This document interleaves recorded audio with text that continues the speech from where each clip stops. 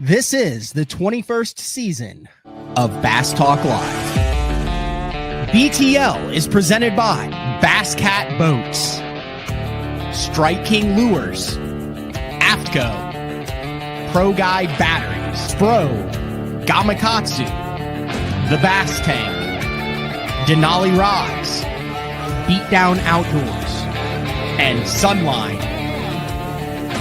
BTL coming at you.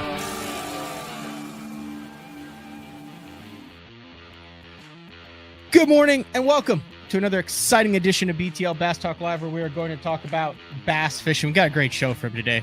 We're going to go live on the water. Well, there's three people in the boat that obviously know how to catch fish. One of which has just won a couple $1 million doing it. Ott DeFoe, fresh off of the Stage 6 victory in the Bass Pro Tour on the Potomac River, which was presented by Athletic Brewing. I know Justin Lucas kind of got me on the Athletic Brewing train. He's one of those guys, man. I've got people talking about the health kick. I had Carl Jacobson on, who was talking about all the health and benefits of working out and getting your mind and body right. And Lucas, who's with the Athletic Brewing, a non-alcoholic beer that you can drink afterwards. I did something that probably wasn't very good for my body this week, and obviously 4th of July. Now I love being out like on the boat, on the water. I'm not a lay by the pool guy, and my fiance Court, where she lives now, has a nice pool, the deck outside where you can grill and all that stuff where she lives. So we went out there. I'm just going to show the arm right now. Little toasty. Now I have gone through 3 bottles of aloe vera over the past 4 days. There was no show yesterday. I actually went and visited my parents in Illinois. Don't get a chance to go home very often and see them. So it was awesome to see them. No tournaments this past weekend. One of the things that I think all of the tours do that is smart is typically there's not a major tournament on the water over 4th of July. Remember the first time and the last time I put my boat on the 4th of July weekend, my buddy Juice talked me into bringing the old Skeeter ZX 190. Now, this had to have been 2009, 2010, to Grand Lake, where his family had a cabin. We'd fish like 6, 7 in the morning until the boats got out. And then he also talked me into tubing out of that ZX 190, which everything was awesome until we hit one of those wakeboard wakes, and it deployed the trolling motor and snapped the shaft in half. And that was the last time I had the bass boat on the water on a holiday weekend. But man, when you got people on the show that are actually fishing and catching fish, now hopefully Ott isn't giving up any super secret stuff here. We're going to bring him in right now. So it is the DeFoe show right now. Ott DeFoe. What's your boy's name again, Ott? Sorry, you just told me again. Yeah, you're good. Parker. This is Parker. So Panger and Parker and Panger. Panger and Parker. Yeah, like I said, last time I think it's amazing how the kids are growing up. I watched like Vegas Iaconelli out there. He's like rolling around in 5-footers in like a little John boat, winning everything there is. So next generation of anglers in the boat, as we're already seeing like what the Robinson boys are doing, and Al Jones Jr. is now a established veteran, but.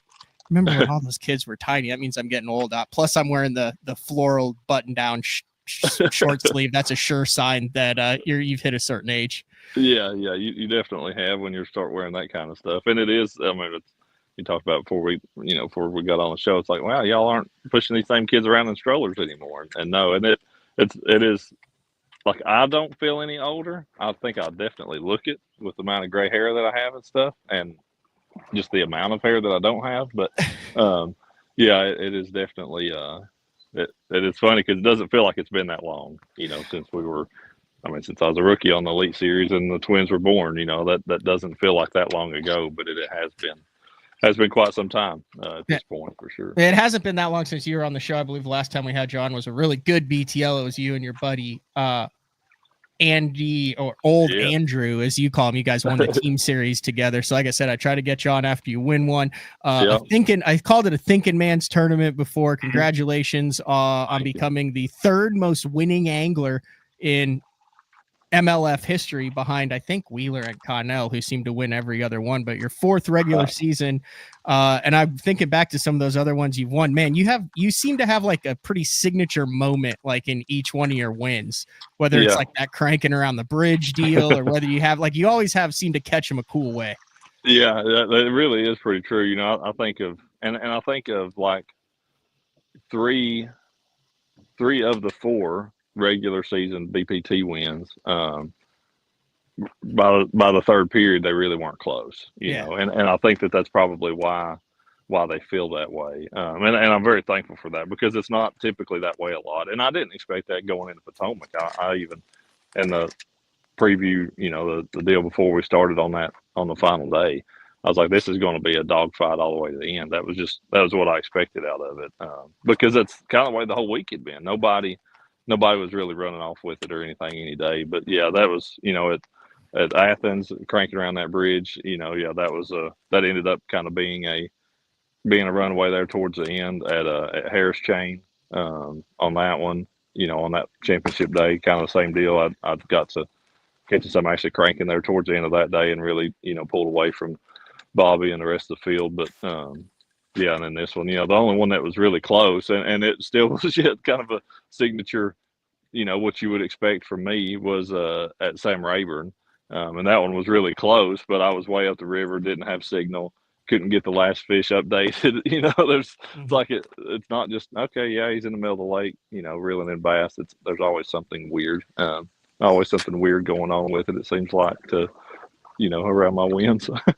Yeah, this was a dominating win. Ron Nelson finished second. I think you got him by almost 30 pounds. And then Bradley Roy in third with a really good finish in the BPT. He had 44 on the final day. So, yeah, you knew you had this thing wrapped up. Before we get any further, I want to give a shout out to, well, what do you do after you win your fourth BPT? You call up your super agent and you get on the water to get some media done. So a big shout out. We've had him on the show before, JD Blackburn, for getting the feed set up and everything set up on the water. I know you're out enjoying time, getting content with him, fishing with your boy.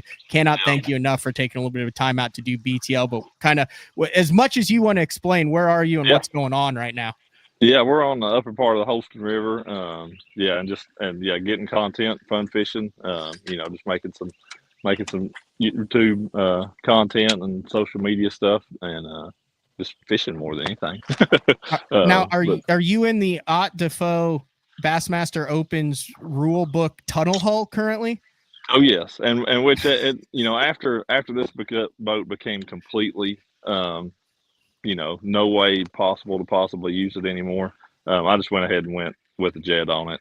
So, you know, the last few years, the last 4 or 5 years at this point, I guess, I've had this rig, the Tracker 1754, but with the 65 horse Mercury jet on it. And, you know, the jet's the ideal setup. Like what I would do with the prop and tunnel hull and all that kind of stuff, that was a means to an end to try to make it as close to a jet as I possibly could. But once it became just a fun fishing boat, it was jet all the way. So, but yes, this is the highly illegal rig for tournament fishing, because you just if you put this in at blast off, you automatically have won. Like nobody else stands a chance. You know, they just go ahead and hand you the trophy, and everybody else goes to fish for second place. Yeah, you put forward-faced sonar on that and pick up an Alabama rig, and tournament fishing might just implode. What is the BPT now? I mean, Keith Pochet's been doing some crazy stuff as of late. Like, is it still, you can't use a jet on the BPT or anything like that? Yeah, it's no tunnel hull, no jet. Okay. It's all locked down. One boat for the year. It's all locked down as far as all those kind of boat stipulations go. Now, what are the odds that we're going to see a fish catch in the next 15 minutes during this interview?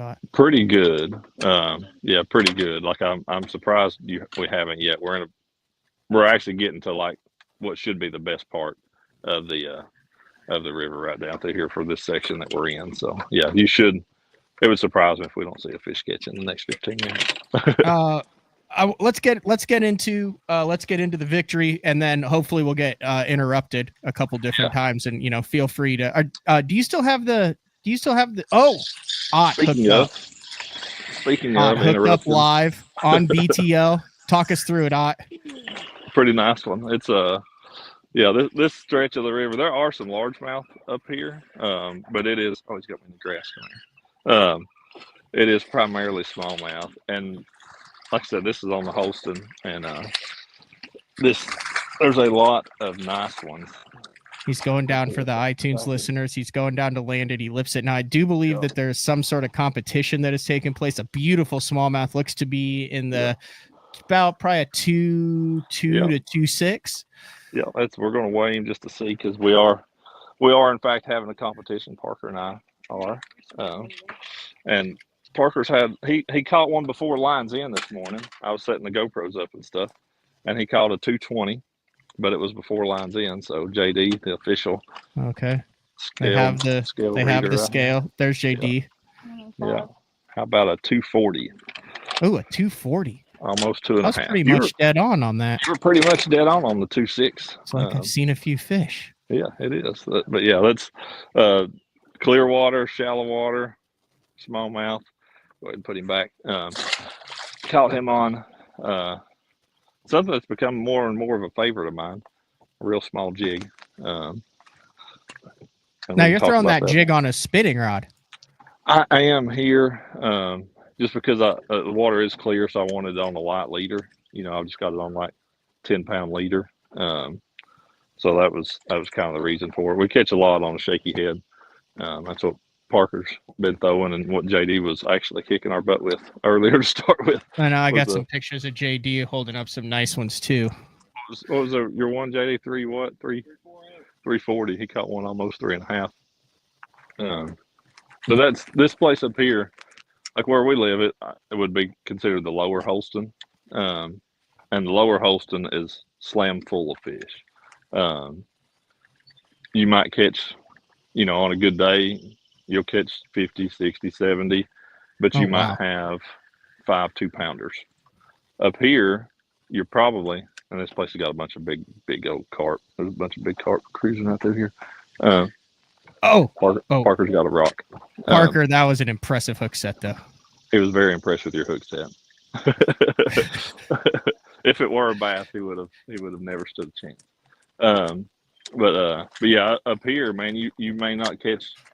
You may catch 20. A good day is going to be 20 or 30 fish, but you don't catch many under a pound. Or at the house, I mean, if you catch 60, you're not going to have 20 that are over a pound, pound and a half. Like you catch a lot of little bitty dudes. So it's just a different, little different quality of fish up here. All right, we're gonna show one of your catches from the final day here. I'm gonna show it on the screen here from the Potomac River, the final round. It's you. Looks like you're flipping a jig there, but back in the skinny water like that. This is the first showing you catching a fish while you're live catching a fish on air too. But just to give people an idea, this tournament. I talked to you a little bit before we went live. It seemed like you had elements of fish management, tide schedule, and crowd management all packed in to one event, plus really, really crazy hot weather and water. Yes, it was. There were a lot of factors, as there always are on tidal events, and I don't know why I've never considered this before, but before we got there, obviously we knew how hot it was going to be.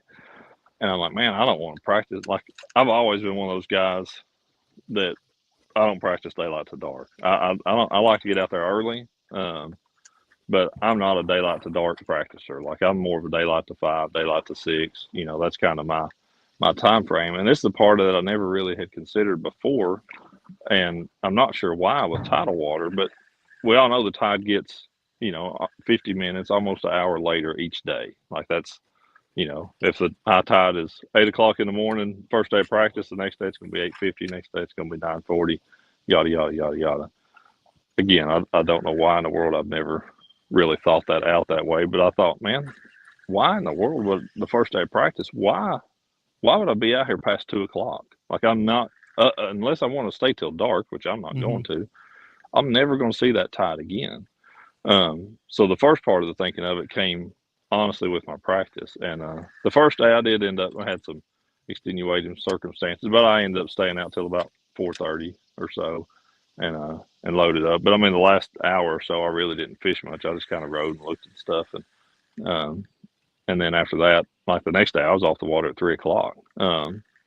And and then we still have an off day, so it's not like I had to get off early to get my stuff ready. I had you know thought that out, and the thought process was partially not to overly exhaust myself from the heat of practice and just how hard that is on your body, but also the fact that I'm never going to see that particular tide again when it matters. So that was kind of the first part of it in my mind. And then as the tournament went on, I don't know that's a bass, dude. That's a really big one.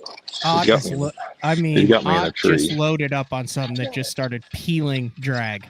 Oh, it's got me in a log over here. Oh, it's a bass. Yeah, he's got me hung up in a tree. For those Ott's in a heated competition with this. Here we go. He come out. Oh yeah. As long as he don't come off now. We got him out of the tree though. Light line, micro jigging, smallmouth. Yeah, 10-pound leader. Got him. I thought it was a giant one, but it's another. See, and that's like what I was saying. It's about the same size. Yeah, beautiful fish. I think that one's probably about a 219. 219. I think he's actually closer to the other one than you think. Let's see. 240. 240. That's almost the exact same. Yeah. Beautiful smallmouth bass. Nice one. Probably gonna have to retie for that. Do I need to take a break? Are you willing to show what you're throwing, or is that a river secret, Ott? No, I've actually never thrown this particular jig on the river before. After how much damage I did with the little jig up there at the Potomac. I mean, it's just a little tiny football head. Just a little tiny football head jig with a little Ned tail cut down on the back of it. Huh. Yeah, it's Brandon Coulter has told me. My GoPro just quit on me. He's caught a lot of fish, a lot of smallmouth, especially on a little jig, like St. Lawrence and places, and it's just, it definitely seems to work. Yeah. Definitely seems to work. You throwing this little groove right down through there, Spud. All right, so back to it. So you kind of got dialed in where in practice you got the tide kind of dialed in. Kind of when was it when you thought, hey, I might be on something a little special here? Yeah. There's a smallmouth right over there. There's a whole school I'm right on the edge of the gravel right over there. I really, even the trying to think of which day of practice it was. I mean, honestly, the first day of practice. So where I ended up, my winning area. I was in there 9 a.m. first day of practice, and got bit. Man, I actually we're going to rock with this, but I'm probably going to break it. No, I can't do that. It was pretty early the first day of practice that I was in there and was getting bit, and I got bit on a buzz bait, and that was kind of my deal, Matt, was that I would go through these areas pretty quick in practice. Let me see. Can you still see me on that? Yeah, you're good. Okay. Yeah, we got good fishing action. I feel like we're gonna see a hook set here any moment. There definitely is a chance of it. But for me, I did a much better job, and looking back at it, on practice from this one than I have most of the year. For one, I didn't. I mean, it's no secret that I'm not great with forward-facing sonars, and for me, even in practice, a lot of guys, it speeds them up. It slows me down. It just does. I don't know any other way to put it. Mm-hmm. I don't know what to do about it. It just it is what it is. Like, it's just the way my life with live scope is. It slows my processing down. But I didn't use it much, and I did a much better job of practicing in that I covered a lot of water, and I mean, man, I was very efficient. And once I went in, I mean, it truly again was the creek that I ended up winning out of, and I was in there early and got several bites pretty quick, and it kind of showed me the potential, I guess, was the thing.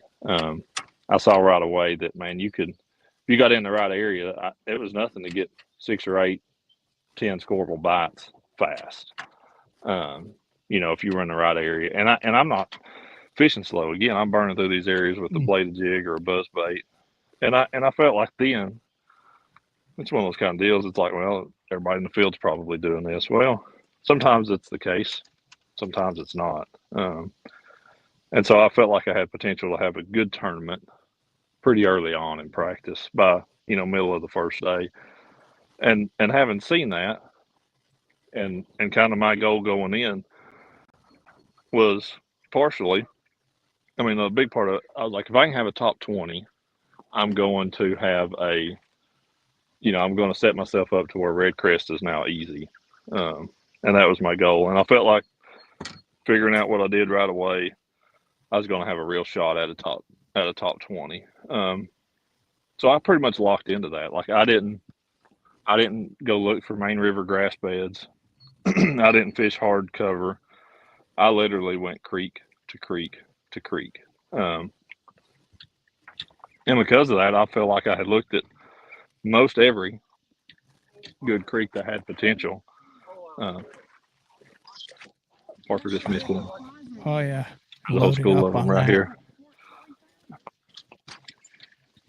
And then he just splashed on their head. Get back out in front of them, you'll get one of them. JD's got one in the back. JD's got one. JD but he's got one. JD might have to come up and show that one off to the camera. We'll give him a little love. Yeah, when he gets there up here close, we'll get him to show. Ask JT, is JD still like? Is he still? Is he still like? Does he have any slots open for more anglers, or is he pretty much booked up when it comes to the super agent game? Matt Panger's asking if you're booked up as far as your super agent. Being a super agent, JD, or if you got any open. There's a lot of young 20-year-olds out there that I feel like need a super agent now. It seems like there's a new one that pops up every other week. Yeah, he said there's a lot of 20-year-olds. Oh, you got it. A lot of 20-year-olds that could use some JD advice. JD. Now, did you end up? I showed a clip of you in one of the opening rounds catching them on a buzz bait, but that didn't end up being a major player for you, or you mentioned that you also okay. No, it wasn't. I thought it was going to be like after practice. Like I thought the buzz bait deal was my primary gig, but it really didn't end up playing out that way. And I think it was largely to do with the timing of it, of the time of day and the tides, because in practice the lower tide was earlier, and and so obviously that kind of coincided with daylight, the first couple hours of that, and I think that was a big part of it. And then it got to be pressure too, from myself as well as other anglers, that you just needed to be a little more natural, a little slower. And that was I just saw one right there. That's why the jig and the other stuff ended up playing more throughout the course of the week. You're sight fishing now for smallmouth on the river, but you also saw a lot of fish on the Potomac, right? I did, yeah, I definitely did. The last day, it wouldn't surprise me that of my 32, it was more than 6, but somewhere in the 8 of the catfish. Somewhere in the 8 to 10 range of my scoreable fish I saw first. Really? And those fish were fine. From what I saw from anglers who were practicing, I saw 90+ degree water temperatures. Those fish were up in less than 2 foot of water in high 80s, low 90s.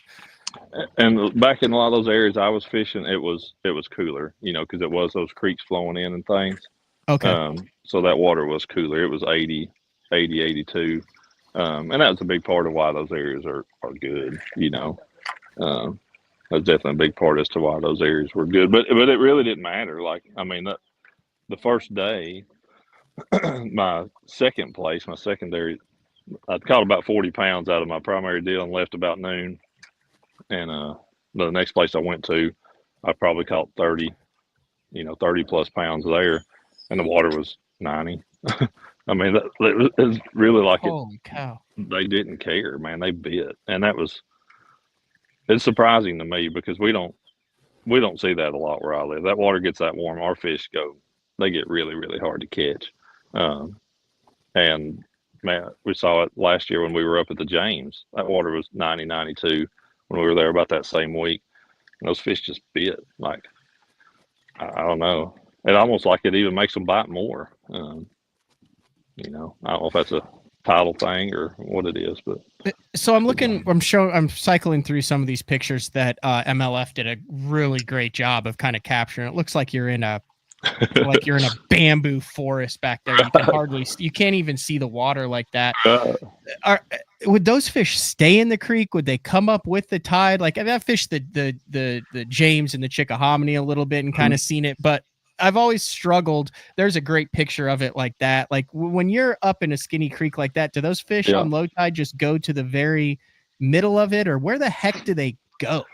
Right. I absolutely think the good creeks, like what this one was, I absolutely think they stay. And the reason why, and in my opinion, what makes a good one from just all the rest of them is the fact that there will be some pools of water, you know, back there in it. So you go back and there's a bend, and it's not like the creek just, JD's hooked up again. It's not like the creek just steadily gets shallower. It's the littlest fish we've seen all day. Oh boy! And big shout out to Phoenix Moore of MLF. It says photo by Phoenix Moore. That if that's his name, that's a awesome name. Yeah, it is. We actually renamed him Felix, but Phoenix is his name. Yeah, Phoenix with some really good drone shots of MLF, really showing kind of that area that you were in back there. I mean, you've basically have them corralled. Yeah, you do. But those creeks that have will have places where there's a deeper pool back there. Mm-hmm. Those are the ones that I absolutely think those fish stay. Like, I do think a couple things. I think there were multiple factors that worked for me with those creeks this week. So I think that there was the really hot weather, that the main bays got super hot. Okay. And I think some fish then were seeking refuge going back into those creeks. There was the fact that after the first day of competition, we had big rain. Okay. And that big rain put inflow in the back of those creeks and cooler water. And Parker is hooked up. We got fish on, Parker. Got a fish on. So he's running. These fish it's so shallow, they run at the boat doing 100 miles an hour. And then he's Iconelling him around the back of the boat. Oh, we got to get him in front of the boat. This is his chance. He's on BTL live right here. Okay, now we're risking JD's phone. We're risking the biscuit. Oh, he's behind the boat on the back. He's on the pod. Put some pressure on him. Get him in the boat, son. And then he boat flipped it. That's bold. He just boat flipped it. Yep. Like ain't nothing to it. We're risking totally for the biscuit. Screwing up your YouTube video here. I apologize. You pirated it, Panger. Panger the pirate. I know. It's all for the viewer, all for BTL. Yeah. What are we guessing this one's gonna go? I think this one's a tad smaller than. It is a tad smaller. I'm gonna go with 165. I'm gonna give him 172 on that fish. 172. Well, I will say our Bracknell scales, it's only 0.05. So you're either gonna be just so you're aware. Oh. Scales are ready. Everyone's all mossied oak out. 167. 160. 160. I'm on the scoreboard. Is that what I said again? No. I think you said, yeah, you were right there. Yeah. It's like you've done this before. It's actually like I know all these fish. Yeah. It's almost like I know their names. Yeah. The third thing, you were talking about everything that worked to your advantage. Yeah, everything worked in my favor. So there was the big rain after the first day and during the second day. We had big rain during the second day. So, and I'm saying like a lot of the Virginia side of the river, the whole river, a lot of the river got like 2 to 4 inches of rain, in a 24-hour period. So that's pretty significant. All the creeks, got a lot of flow because of that. So there was that. And then the first day, oh man, that's one just come looked at me. Big black one too. The first day of the tournament, we had a super, super high tide. And I think it had something to do with wind out in the bay, out in like Chesapeake Bay, pushing back towards the Potomac, because that second day, high tide was honestly a foot and a half higher than the high tide had been, all 2 days of practice and the first day of the tournament. So that super high tide just allowed more fish to go back into those places. There's current flowing into those places. Like there's so many things working for the back of a creek. And that was kind of what we talked about. You were like, man, this was a thinking man's tournament. I see one sitting in a hole up there in the grass. I'm too short. He's The up there. far side or the? He's floating up in the grass right up there. Okay, I think I see him. Yeah. Is that eelgrass? It is eelgrass. Yes, it is. You're going to be behind by the end of the interview. I'll give you a couple more questions and I'll let you get back to it. No, you're good. You're good. This is all.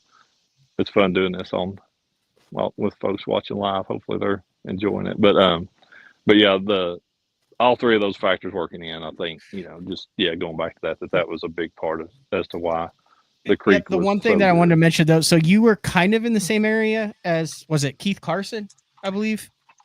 We're hooked up again. Oh, it came off. Yeah, that was a little bit better one. That was way out here in the middle too. Keith Carson and I started back there day one together. He and I were the only two who started in there. But yes, we did. We started in the back of that same deal together. And it was, if you watched in the live coverage, I'm sure you did. He was fishing that discharge deal.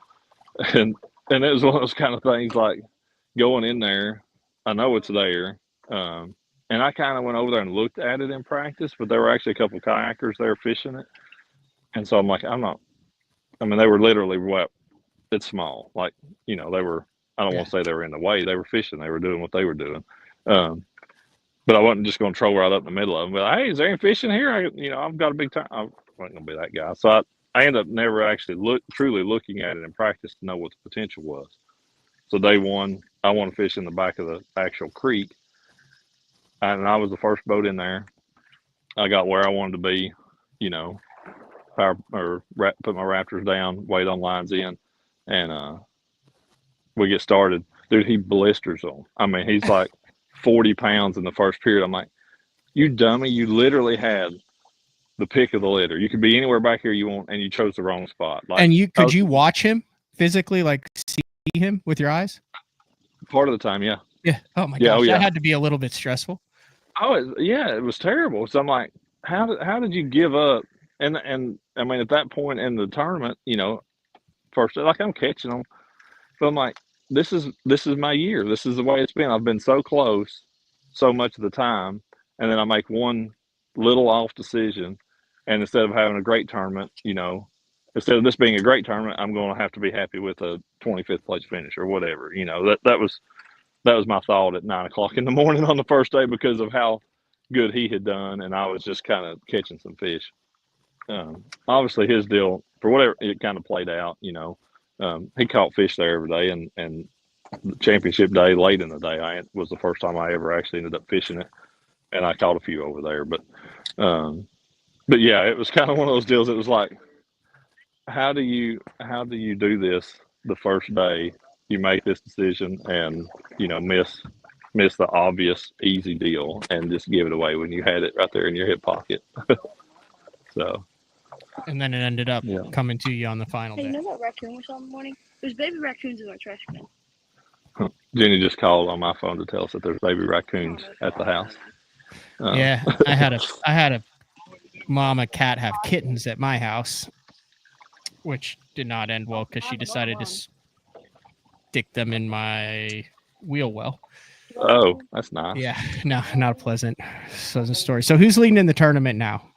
I'm leading. I think I've got 4 fish, right? It's 1 pound. Yeah, but he's swimming to you now. I've got 4 that are all like two somethings, and that last one of Parker's was his first one. So he's got a little hill to climb. I have 2. You have 2? He should have 4. I see you loaded up on that. Loaded up on a good one there. Yeah, But, that last one was definitely a nice one. All right, any tackle baits, anything that you want to run through before I let you get back to the derby at hand? The big thing on the last day, obviously a little finesse jig was a key, key bait every day. But on on that championship day, a little Bass Pro Wacky Sticko was a big player for me on that championship day. And it was, the cool thing with that, I always, obviously, I love fishing like what you're watching right now. I mean, we're watching fish swim around. We're trying to make a good cast to them, trying to lead them, and catch a lot of fish on a wacky worm. I see 2 up there that Parker still doesn't see, and then another one down there. Way up on the ground.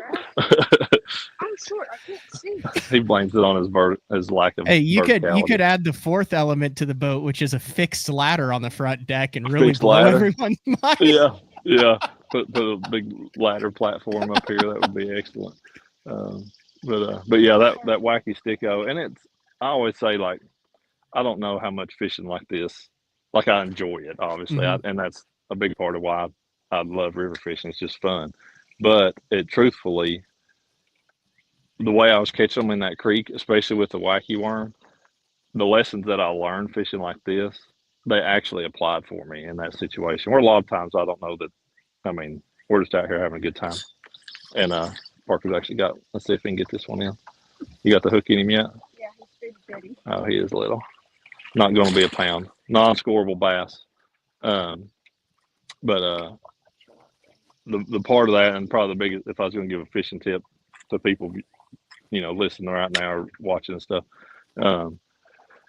when you're sight fishing, and there was a little bit of current obviously in that creek, drifting your bait to those fish, and that's a wacky worm was good, and a jig was good. I caught several sight fishing with a jig, but drifting your bait to those fish, like so often, so many people see a fish and they want to land like this close to it. You've got to be. There's his little. That one will grow up to be big one day. You've got to land up in front of them and let that bait get down to them, and then drift naturally to them. That whole trying to land on their head and stuff, you're just, even a long cast away, so often those fish are just not going to bite. You've got to let that bait kind of come to them. So even in clear water like this, I mean, there's one up here. I mean, like Steve Kennedy comes to mind with his kind of how he likes to fish that. You've seen him, on Pickwick, on the Alabama River and stuff, where that river fishing for trout, for places with current, things like that. Like, definitely there are times where it takes you back to old school stuff. We got some hot action right here. What are we chucking now? We could get a buzz bait. It's an iCast release. It's not a. Is this the first look? It might be. Might not be supposed to be, but there was a fish up here busting. Yeah, I saw that one before you ever cast. Oh, that sounds interesting, Ott. Can you hear it? Oh yeah, you can hear it. Okay. That sounds like kind of super high pitched, a little tingy, but that you can fish it slow. Yeah. Intentionally not giving us a good look at it. Yeah. It is a very interesting. Can we say what brand it is for people to look out for? It's definitely a Rapala, absolutely. Okay. Yeah.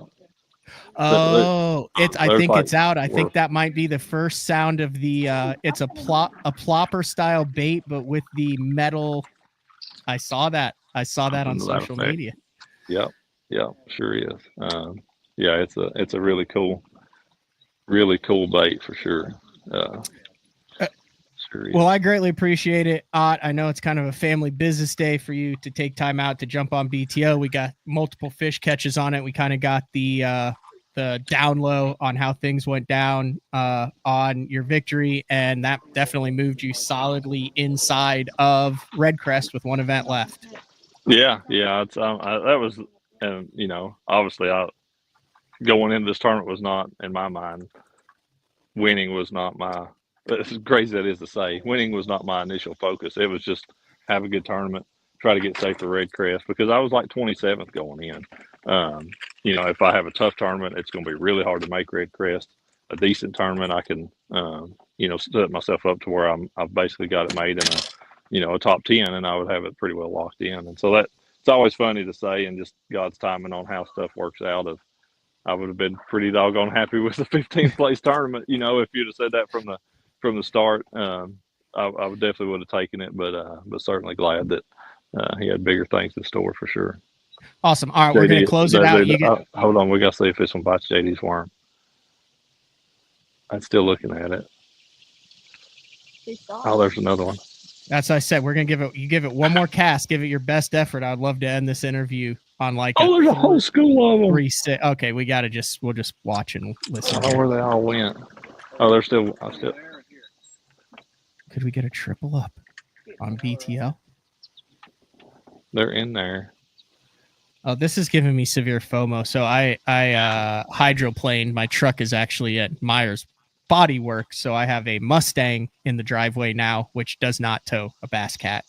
So I'm out of commission. So this is the closest I'll get to fishing for the next week or two. There's one all over your bait, and you were jerking it way too fast. Yeah, this is not your average East Tennessee fishing either. I mean, this is. You just landed on his head and scared him. Parker's playing defense. Just talked about it.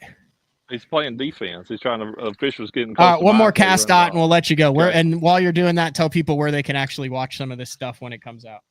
JD's hooked up. Oh, yeah, they can check this stuff out on my YouTube channel. Let me see if I can get this thing out here. Here we go. Yeah, JD's hooked up back here. We'll show you. You'll get to end it on a fish catch anyways. Is JD in the Derby? JD is not. JD is. It's a good thing because he would be blowing it away. Dude, that was actually pretty good fish. Yeah, I think it's dogging him back by the jet right now. Good form on JD.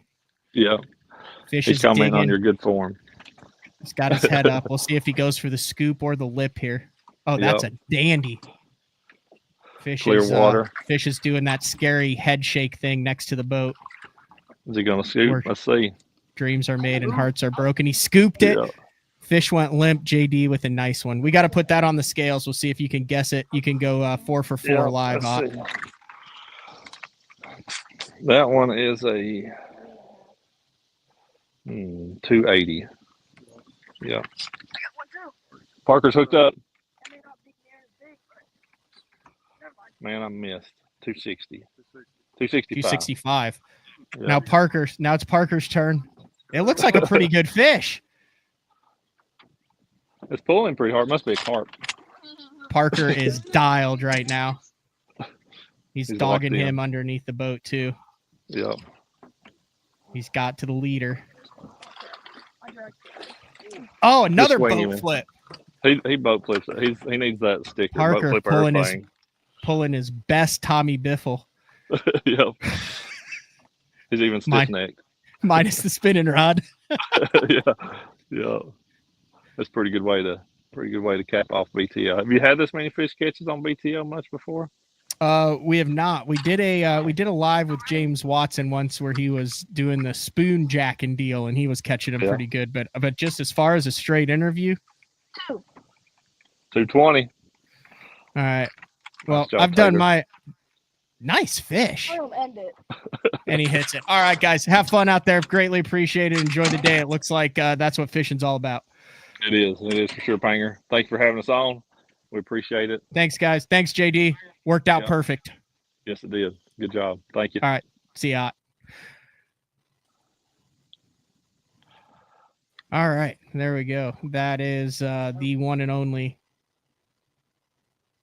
Ott DeFoe and the family out there on the water. All right, we'll take a break and then we'll wrap things up. Always a little nervous when you do it on the water stuff, how it's going to work out. And that was a 10 out of 10. So much appreciated and big shout out and congrats to Ott DeFoe on a cool win on the Potomac River. We'll take a final break, come back and look what we got going the rest of the week on BTL. The new Puma STS has been redesigned from the ground up. With the angler, design, function, and performance in mind, nothing on this new offering was compromised, and the only thing carried over from the previous version is the name. Based on the Soft Touch series hull that started with the flagship Jaguar, this new model is nimble and performs incredibly well at all speeds with either a 250 or 300 horsepower engine. Featuring a new 96-inch wide-body footprint, this hull measures out at 20 foot 7 inches in length. Industry-leading design coupled with tournament-winning performance. The Puma STS from Basscat. Feel the rush.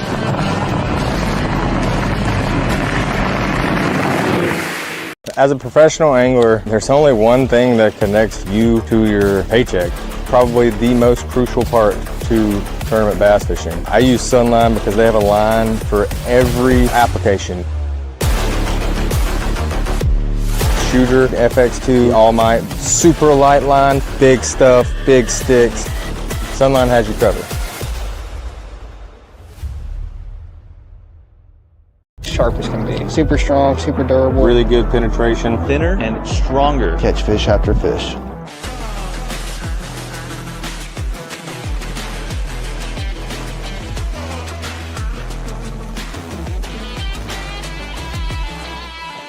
I want to make sure that I'm using the best stuff possible. World's finest hook. World's finest hook.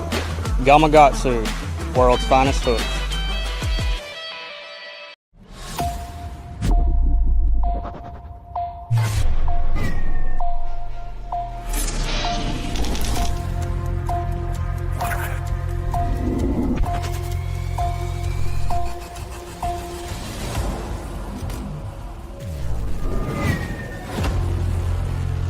Everything you need, one legendary brand.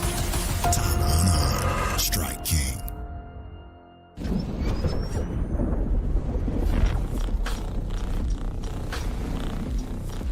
Gear that just plain works. Cast after cast after cast.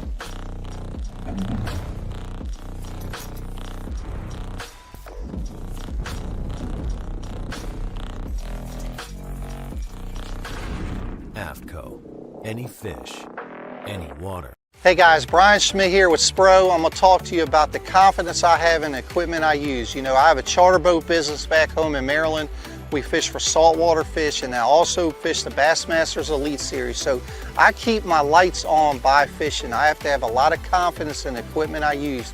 Spro has me covered from head to toe, saltwater, freshwater, everything in between. A lot of high-end quality product. Spro has you covered. Pro Bass Adventures is reinventing Mexico bass fishing. With boats equipped with 12-inch Garmin units and LiveScope Plus, free loaner fishing rods, and no-cost airport transportation, Pro Bass Adventures is proudly putting you in the best position for success. Pro Bass Adventures has lodges on Lake Baccarat and Lake El Salto, Mexico's two best trophy largemouth bass lakes. Visit probassadventures.com or email probassadventures@gmail.com. The official Mexico fishing lodge of Bass Talk Live. All right, welcome back, BTL, on a Tuesday. Great on-the-water action from Ott DeFoe as he broke down what was going on smallmouth fishing and the $100,000 plus win on the Potomac River to get the job done. Listen, you could do a whole segment on the Angler of the Year breakdowns, but new this year, if you guys haven't been watching or listening to it, the Best on Tour This Week episode, I do it with Dave Rush. We actually just do a 6 to 10 minute breakdown on what is happening in the industry, both on and off the water. Dave talks about that. Really cool. There's a really interesting concept of a new team series that's out, I believe, down in Texas, where they're trying to work the forward-facing sonar into these regional, local events and things. And the way that this works, that I understand it, is you can use forward-facing sonar, but you have to catch a limit first before you can turn it on, a 5-fish limit. So Dave talks a little bit more about that in the most recent episode. Also, we break down the Angler of the Year races, what's left, what we have, what you guys can watch in the next month here for the Elite Series, the Bass Pro Tour, the Invitationals, and the NPFL. One of the things that I was interested in was I showed that catch. So, I mean, the buzzbait did play a little bit. He thought he was going to find the fish on a buzzbait. So I had that small, looked like a black buzzbait on there. But is 2025 kind of turning into the year of the buzzbait? We had Pat Schlopper, who won on the Sabine River primarily. I mean, everyone mix it in. It's hard. I can't, you can name a exclusive major tournament tour win that has been won 100% on the buzzbait. Nothing comes to mind. I can think of guys who have caught key fish, who have started out every morning, who have caught fish on the buzzbait, have been a big player, but I can't remember a event that has won exclusively on a buzzbait. But anyway, so he played a little bit with Ott here, and then obviously we had Jake Lawrence on in that event. with Jacob Wheeler. He threw a buzzbait, so he had Pat Schlopper who won on it. I mean, he's actually got it out in Shields. It's kind of cool. He's got like his picture behind it. But that's 3 events, and I'm sure there's been a couple more on that. I think it's just like that kind of style, like where they're going, the time of the year, the conditions of the fishery. But it's been cool. We see the spinnerbait that makes a resurgence every 4 or 5 years, and I'm going to say this is probably the year. The buzzbait, yes, the MPFL tomorrow on the St. Lawrence River. No forward-facing sonar in that. Expect that to be a total slugfest. I don't know if floggers are allowed in the MPFL or not, but it'll be interesting to see if there's fish on the bed still on the St. Lawrence, or if that'll be primarily an offshore post-spawn deeper bite with no forward-facing sonar. I think you're going to see a lot of hair.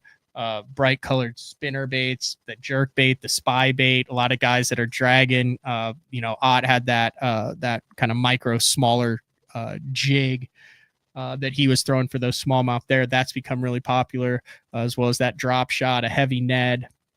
It'll be really interesting to see how that NPFL goes down. And then what I'm working on also, you're seeing all sorts of cool baits come out. I think Spro, I posted it on my story. I think it's still on my story on Instagram, just at Matt Pangrak. Yeah, the Spro KGB K rig. Here, look at this thing. It's like 3 of the Spro swim baits all combined in like a rig. That's coming out. A bunch of new stuff coming out at ICAST. So we're looking at getting some of the industry guys that support BTL to get on to talk about what they have at ICAST. I am not going to ICAST. That is next week, the 15th through the 18th, I believe.